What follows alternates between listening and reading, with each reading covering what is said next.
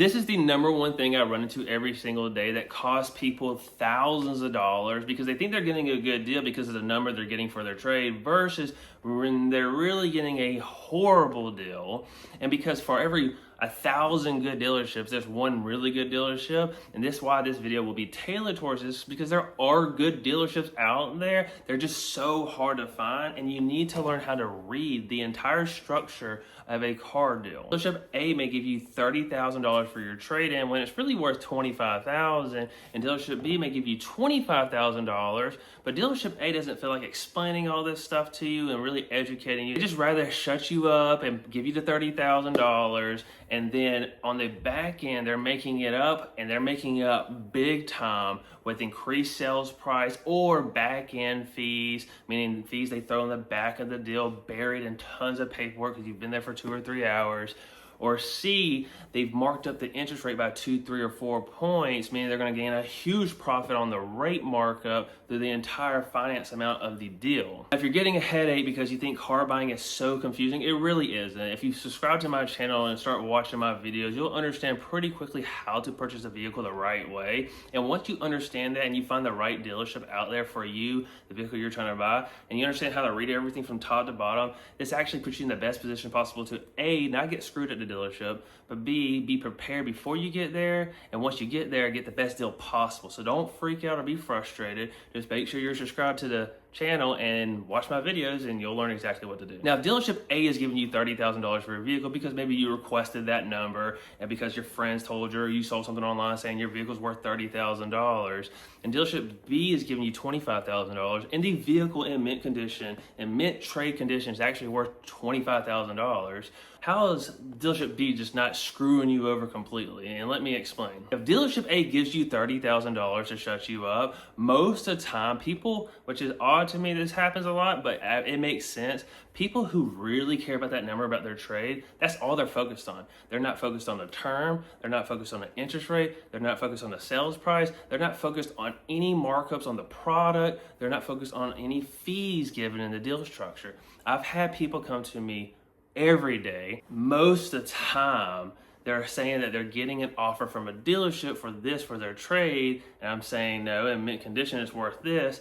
And I look at the buyer's guide from top to bottom, and there's $4,000 loaded in the back end. They're getting a 2-point higher interest rate, and they're just getting buried. It isn't good at all because it makes the customer feel defeated and frustrated. It makes the customer really second guess on which person to believe. And really, as the customer, this is what you should look out for to make sure you're getting the best deal possible. A, don't listen to anybody. Do your own research. Look at JD Power, MMR, KBB, CarMax, Carvana, and get a rough estimate of what your trade is worth. It's never going to be $5,000 more than what you're looking at. It's never going to be $5,000 less, right? It's going to be in that range of numbers. So that way you have a general idea of what your vehicle's really worth. If it's a number you love or a number you hate, you need to know the truth so that way you don't go to a dealership and they just give you a happy number and they screw you everywhere else. So now you have that range of number on your trade-in. Now, after you've done that and you have that idea of what your trade-in is worth, then whatever vehicle you're buying, you need to look up the research on that vehicle you're purchasing. How much is that vehicle selling for if it's used? And if it's new, you need to see what type of discounts dealerships are taking off of it, and then combine that with rebates or special interest rates. We'll just take special interest rates out of the equation so that way we can compare new and used from top to bottom, right? So when you're going to new or used, you want the most discounts possible. On new, you want the most rebates possible. And on used, you do want the most discounts possible, but if it's being, advertised for $7,000 over what it's worth on a retail sale and you're getting $3,000 off, that's not a good deal. So just do your research on a used car. What's the retail sales? You want to hover around that number when you're trying to purchase a used vehicle. On new, you want to see what dealerships are typically discounting, and then you want to get all the rebates. So you want that to stick. Once you get that trade value, that number shouldn't move. So many times people don't go back and look. They think they're getting this for the vehicle, for their vehicle, and they still think they're getting these discounts on the vehicle, right? Now, say you do go back and look and you're getting all the discounts on the vehicle that you're purchasing and you're getting that trade number.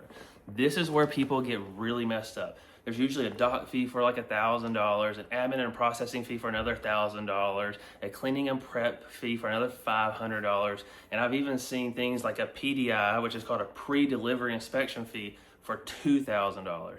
I've seen a buyer's guide where somebody's like, I got $30,000 for my vehicle, but there was $7,500 in fees, and the rate they got was 2 points higher than any bank was actually approving them for. What this means is once you have that buyer's guide and you're looking at what you're getting for your trade, say if they're giving you 30, you're still getting all your discounts and there's no fees. And once that happens, usually the lie starts to come out. Well, we can't take away these fees. You have to pay them. Or, hey, we can't give you that much off and this for your trade. That's when you know something's not right, because you should always be able to honor the trade-in on the price of the vehicle you're buying, or something's being fluffed. Or they should always be able to honor the price of the vehicle and the price on the trade and not require you to have to pay fees. This is called they're making up their losses on the trade by burying fees in to make up for the profit, and then they're gonna add other things to really make the profit. So once you get past all of that, you have the discounts on the vehicle you're getting, and the rebates if it's new on the vehicle you're getting, and you're getting your trade value. Then what you're gonna look for after you've gotten past, there's no fees or anything, you're still comparing two dealerships. Now you're saying, which dealership's gonna get me the best rate?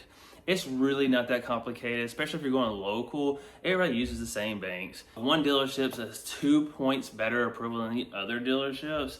If they're both just magically amazing dealerships, then that dealership just has a better deal. In most cases, what it is that dealership trying to make up on the back end with a higher interest rate so they can gain that massive amount of profit to make sure you're choked up on the deal. I had somebody from Ohio reach out to me on a brand new 2025 Ford Explorer ST.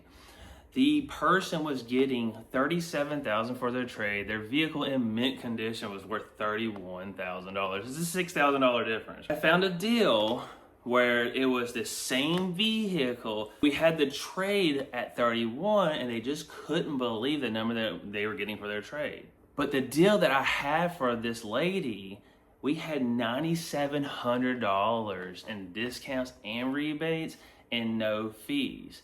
They were being sold the vehicle in Ohio for MSRP, and there was $6,000 of back-end fees. There was a $13,000 difference in the pricing structure of the entire deal, but the only thing they caught was their trade value. This is after I sent them the full buyer's order. So meaning they had the full buyer's order from that other dealership and the deal I got them, and still the only thing they saw was their trade-in. Even though they were financing a much lesser amount, like over $10,000 less. I can't remember exactly what it was, but it was over 10 grand. They were approved on that one, and we had her approved on this one. This is where it's really making sense to the customer, because once I was done explaining everything, she did turn around and say, after I talked to my husband about it, it does make sense what you're saying, because the payment was over $200 less a month.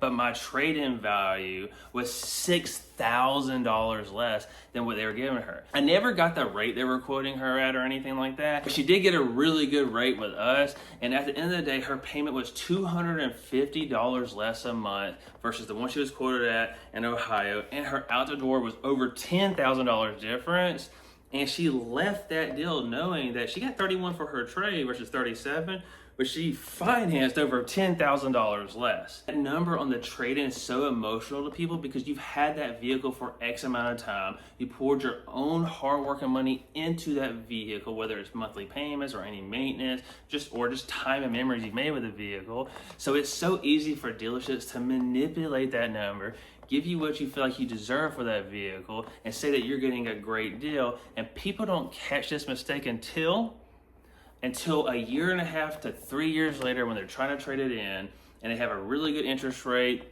and they're $20,000 negative, and they just don't understand how they're $20,000 negative because they got $37,000 for their trade and they got an amazing deal. Do not let dealerships trick you off of one number. You have to read the full scale. Even on this video, people will comment below saying, I can't believe you gave her 31 when another dealership was giving her 37.